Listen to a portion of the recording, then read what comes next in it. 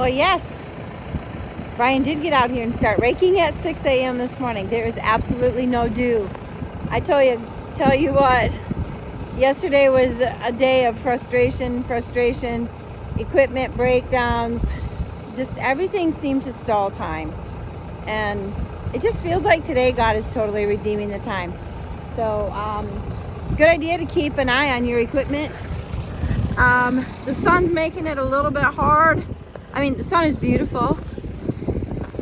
Making it a little bit hard to see behind me.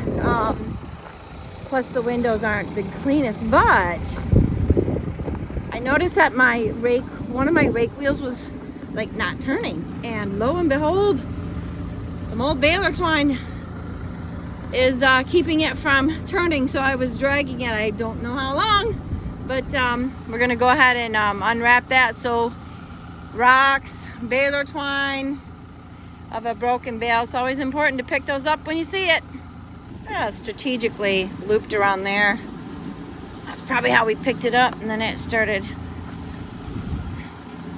Also, every good farmer probably carries a knife with them.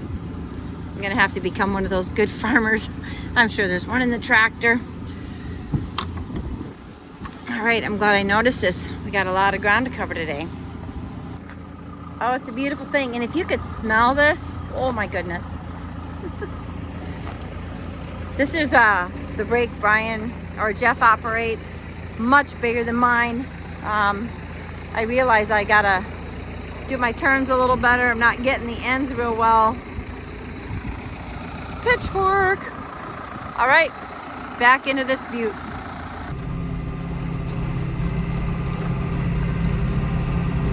So no matter how we drive our tractors or whatever, we don't really want to drive on the hay. For one, we would be compacting it, driving on it makes it a little bit harder to dry because now it's super flat. We talked about how our hay vine actually cuts it in little strips. So I am strategically keeping this tire right here so we're not driving on any of the hay there. And over here, I'm trying to catch that little groove. So it's making the least amount of impact. Here's why it's hard to see behind me. Dirty window. And just the sun. Let's see, what else can I tell you? Always about leaves, leaf retention. Got to keep those leaves. That's where the nutrients are. Here's a funny story. The first time I ever cooked asparagus for my husband, I cut off all the heads and threw it away. Oh my goodness, I've come a long way. I fed him just the stems and the stalks. Hold up.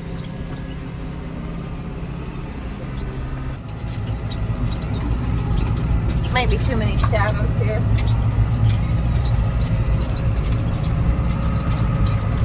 So I'm not sure if you can see it, but we call it a Zeke. This row here has that little Zeke in it. That middle green stripe should not be there. So now basically what's happening is I'm gonna rake these two rows. It's gonna go completely over that Zeke of hay that's not been cut. And then when we come through with the baler could potentially, this one's not real bad, but it could potentially grab fresh green leaves, fresh green stems that haven't been crushed, that aren't able to dry. So everything matters. How wide you cut it, everything is set up to work just perfectly. It's funny that I'm actually videoing. This is probably the only Zeke strip in the field.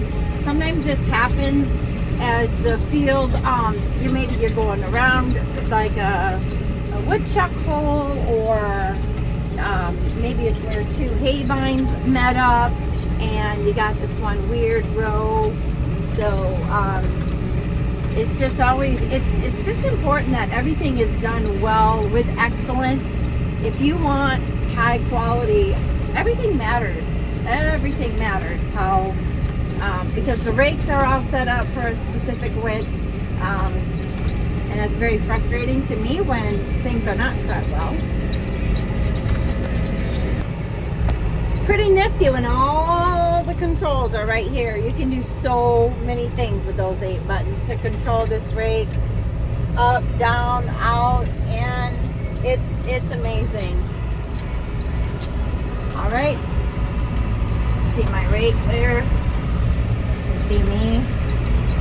All right, well, I'm gonna carry on, and this is gonna be a great day.